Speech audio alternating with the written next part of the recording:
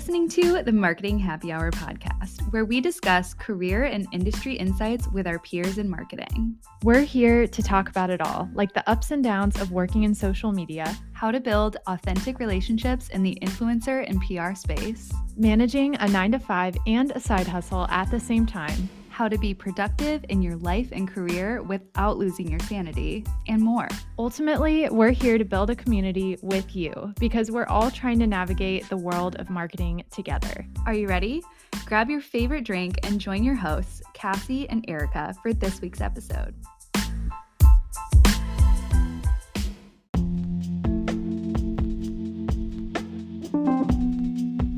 Welcome back to another episode of Marketing Happy Hour. This week, we're joined by social media manager Kelsea of a prominent American fashion brand. Kelsea has spent 10 years in the social media space, and she's passing along her knowledge to us today.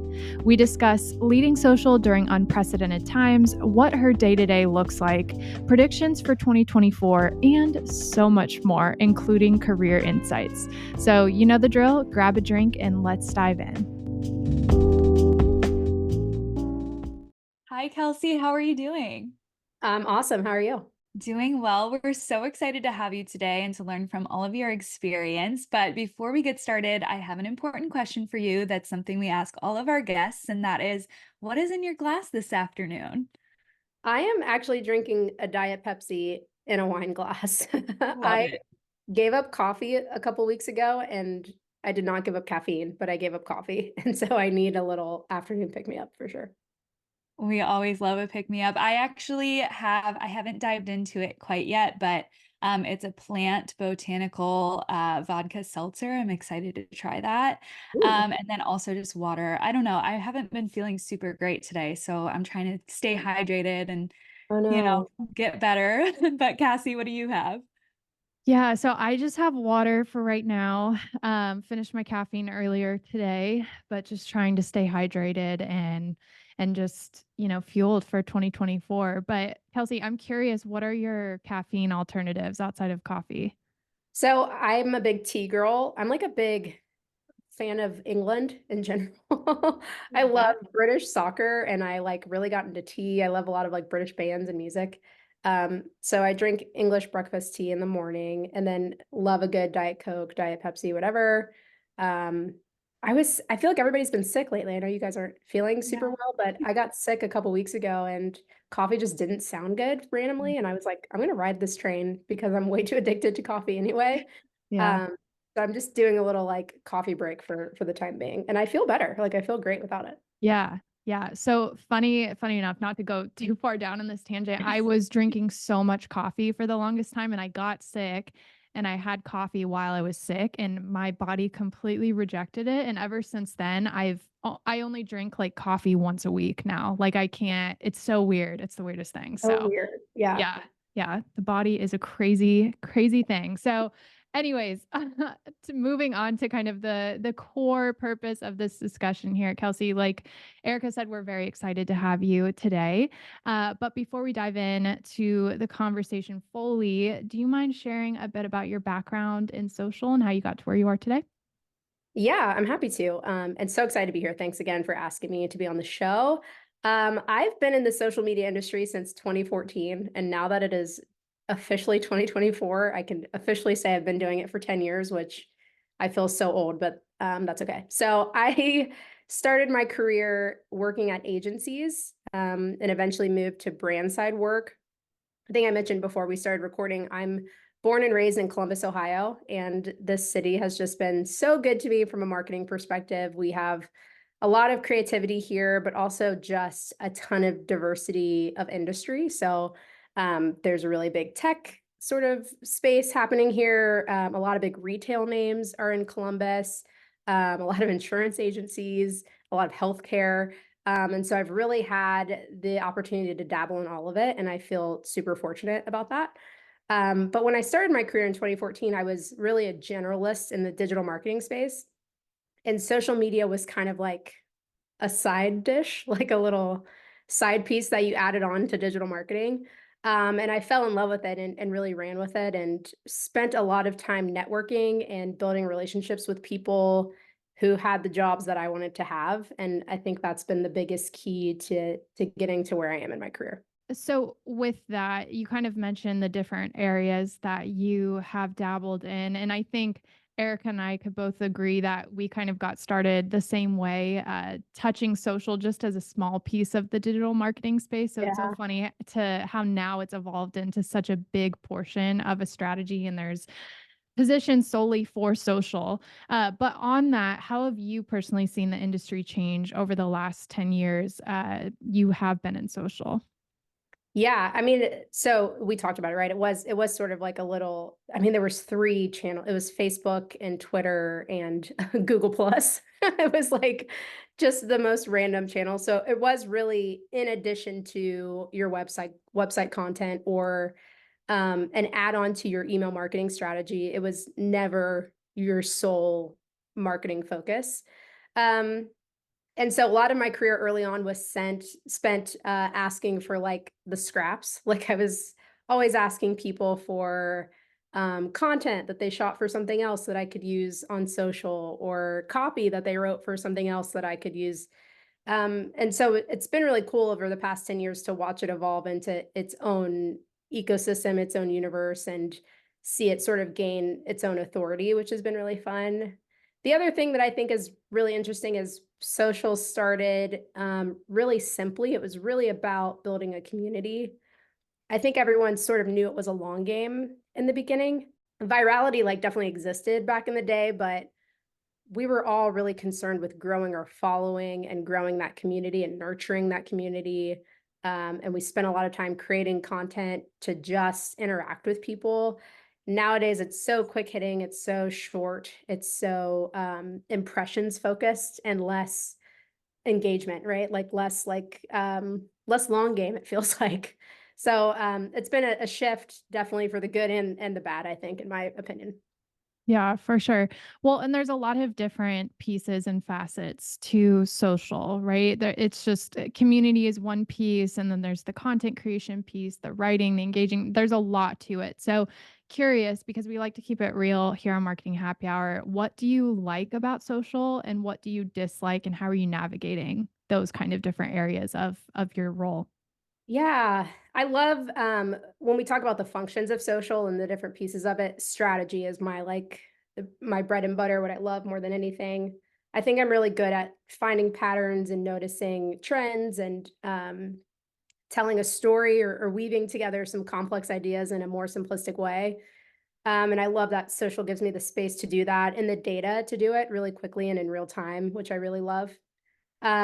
What I don't love about social is how quickly the rules of the game change, right? Like it's almost ever changing. As soon as you sort of get your footing in one area, you can anticipate that it'll be different, and everything will change with what you thought you knew.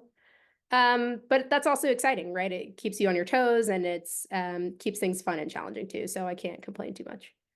Yeah, it never gets stale over in the world of social media. It's Oh always gosh, no. changing. I'm curious to hear too, what does your day-to-day look like right now as a social media manager at a large fashion brand? Well, I would say no 2 days are the same. It's a lot of fun. So we're pumping out a ton of content. I work on the strategy team. I have a few direct reports, and so I spend a lot of time like nurturing them and their development, and getting them to think a little bit more strategically and a little less executionally. I collaborate really closely with our creative team. They're shooting content, they're editing videos, they're writing copy, but I'm also really closely aligned to our brand marketing organization, our content team. So I'm really like a little cog in the big integrated marketing wheel, um, working to deliver our brand purpose to our consumers, right? Um, no 2 days are the same. It's a lot of fun and exciting stuff to talk about, as fashion retail, you can imagine, is. But it's also a lot of like data and nerdy stuff that I love to sort of nerd out on when I have the chance to too. So it's a lot of fun. That's the best way to describe it. Oh my gosh, that is awesome. It's always fun to hear from people who are loving their jobs and their day to day and, are finding something new to appreciate in every day. So I love hearing that from you. What does your team currently utilize social for? Like, how are you connecting with your consumer on there? What channels are you kind of more focused on? Yeah, we're really focused on short form video content, which I think anyone who is on social is. So we're on all the big channels, Instagram, Facebook, TikTok, YouTube, doing the short form video thing. We're really concerned with building a community, and not just, community of consumers, but a community of creators as well. I think that's important and a big differentiator with what we do. And we're also really proud of the product that we create, right? So I think there's also a big piece of us just not only spreading our brand purpose and our brand message, but just touting how great this product is, and making sure that the people that haven't heard about it fall in love with it, and the people that already fall in love with it have their voices heard too. So it's a lot of amplification. For sure. Well, we want to also touch on your expertise just leading social media during unprecedented times. We've all been through a lot over the last few years. So, curious if you have any advice for brands who may have to work through a period of rough social sentiment, either about their brand or just global events in general. Yeah, that's rough. So, I have led a number of brands through a number of unprecedented things, as I'm sure a lot of us have over the past few years. And I've seen people do it really well, and I've seen them do it not so well. And I think the underlying thread in the brands and the organizations that do it well, that take a stance from a social perspective, that have a purpose that they want spread and a message that they want heard, is that they look introspectively first and they get their own house in order before they start the external communications. I think there's a Mother Teresa quote that's like, if you want to change the world, go home and love your family. It's kind of like that. Like the brands that want to change the world start with their employees, start with their culture, before they go out in an external comm space and start touting how they're going to change the world, right? And then the brands that are a little more hasty and do the opposite, don't really A, weather the storm, and B, make it through the frenzy of social media police who are eager and willing to tear down their house. So my advice would be to look inward, resist the desire to get a statement out right away. Make sure your employees are taken care of, that your culture is a good fit, that your people are well paid, and that they are heard and satisfied and cared for. And listen to them. What do they want your consumers to know? What do they want people to know about your brand? And I assure you that is a far more winning strategy than the most tailored press release you could pay for, or a piano driven short form video on Reels. Yeah. Well, and it sounds like communication is a huge piece of that. And so, with that, too, whether you're literally a titled leader or you're a young professional looking to become a leader in the future and kind of working on those leadership skills, do you have any tips for just building internal relationships to improve that communication and that connection with both the social team as a whole, but also just cross marketing functions and even sales to improve that communication internally so that you're aligned on what's going out to consumers?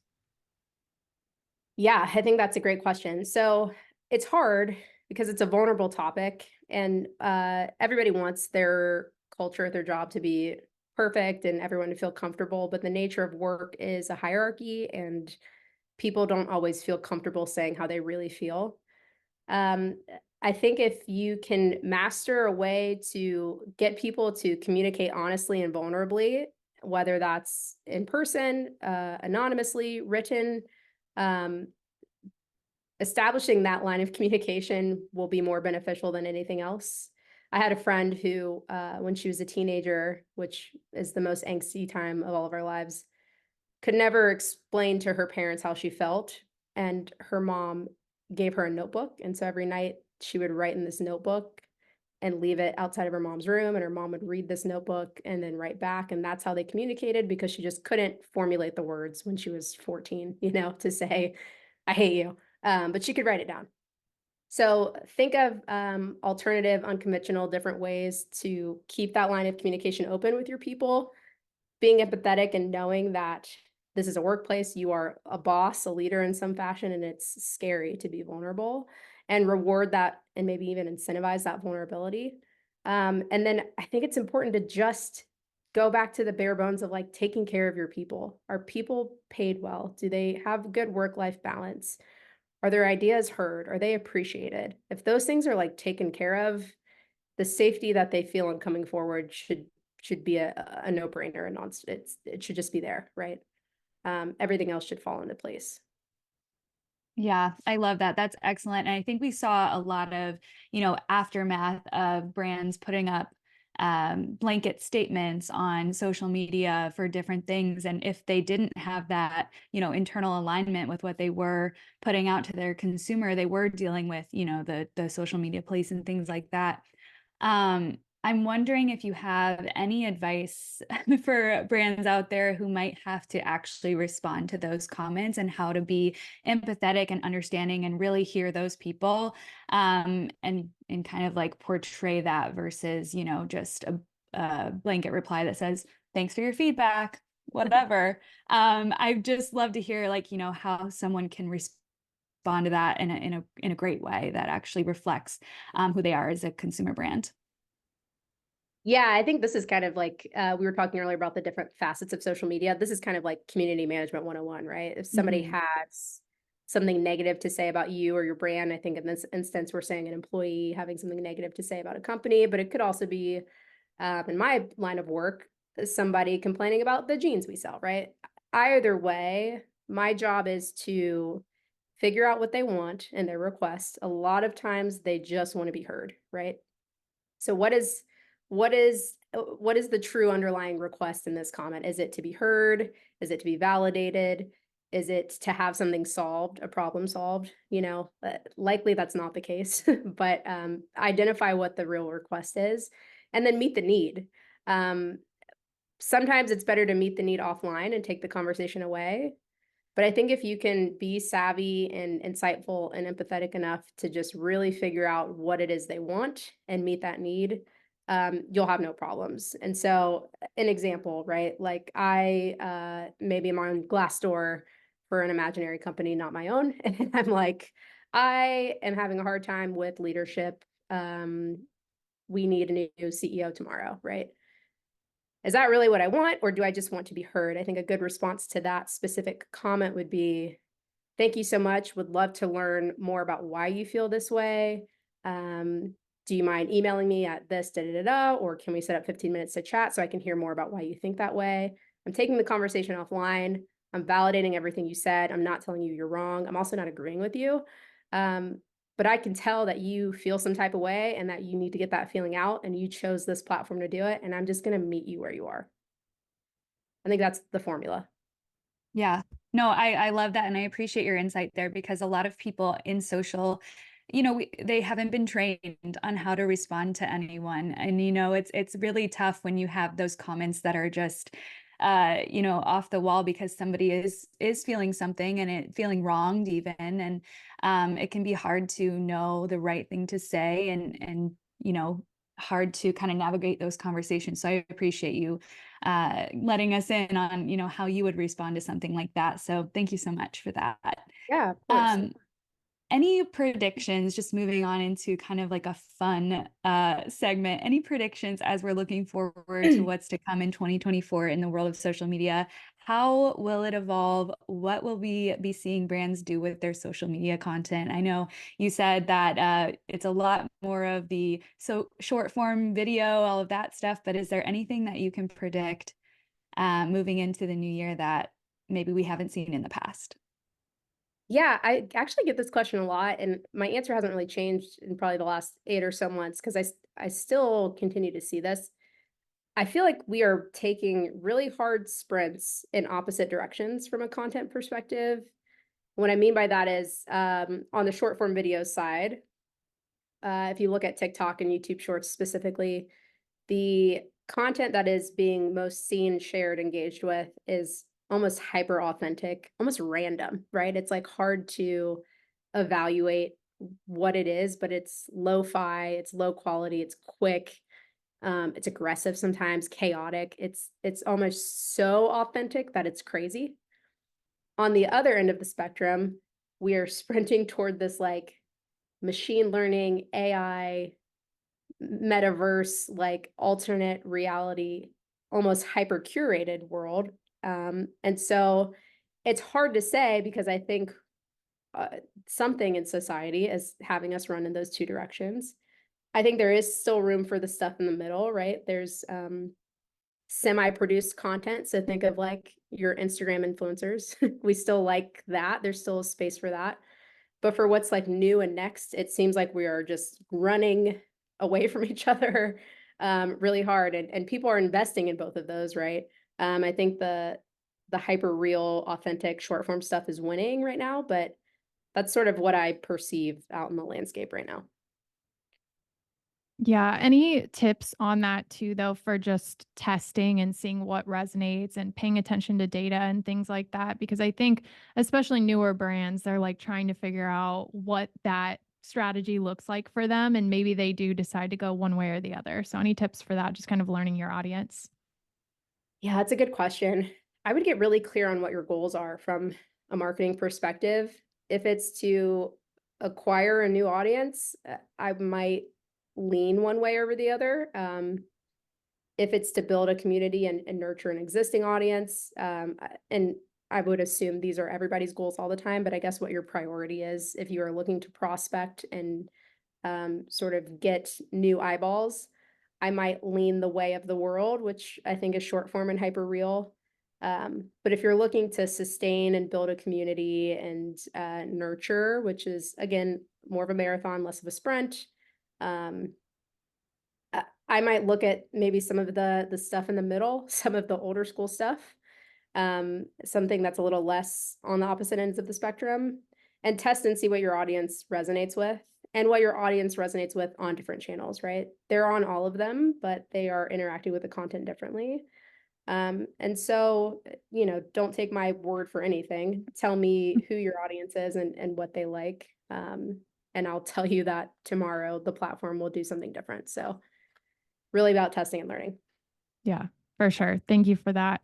We'll have to touch on career again here for just a minute as Sure. we ask one of our favorite questions. So, would love to know from you, what do you know now that you wish you knew early on in your career?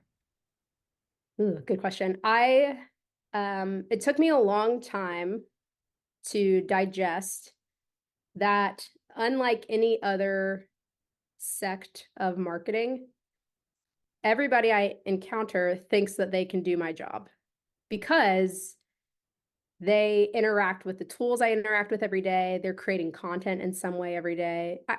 From interns to C-suite executives. Everyone feels like they have an opinion or a stake in what I do because they actively do it in their spare time. Unlike an email marketing manager or a copywriter, even. Um, I think if I had digested that and had the empathy to understand that, right? Empathy is a two-way street. I want people to empathize with me, but I also need to empathize with my leadership that they feel like they can do this too because they do it, right? I would have saved myself so many headaches. I would have saved myself so much drama. I could have gotten to where I needed to get to quicker because I would have established my expertise in a different way. I would have used different tools, different data sets to prove points. I would have spoken to strategy in different ways. It's really about realizing how social is different than anything else in the marketing space, but is also so crucial to what you're doing, and empathizing with the fact that everybody thinks they know what's going on because they use it in their spare time. And that's fair too. Yeah, 100%. And the frustrations that come with that have led to a lot of our friends actually leaving the social media space and just No not way. working in it I, anymore. I get So it. Yeah. major respect to you for, navigating that and recognizing that, it's empathy is the two-way street, and you have to, say, okay, well, this is why XYZ works, and this is why I'm the, expert in my field, but I understand that you also have a perspective, and that's valid too. So thank you again for sharing that. Or you have a niece who has a TikTok and she knows. Yeah. It's like, all Exactly. right. Yeah. Or they're like, how quickly can you turn this around? Because we need to get this up tomorrow. And you're like, oh, there's so many steps that have to Right. happen before that. But I love it. Yeah. Okay, well, we're approaching the end here already. I feel like, this went by so fast and we have so many more questions that we could ask you, but where can everyone find you and follow along with what you're up to now, and just everything that you're doing in your career? Yeah, I encourage all the connections on LinkedIn. It's my favorite social media platform. It always has been. But I'm at Kelsey Cozad, just my first name and last name on everything. Lots of pictures of my 4-year-old and my husband. So come hang out. Amazing. Amazing. We'll link that in the show notes for everyone. And thank you again for coming on. This has been a great conversation. Thank you guys for having me. This was so fun.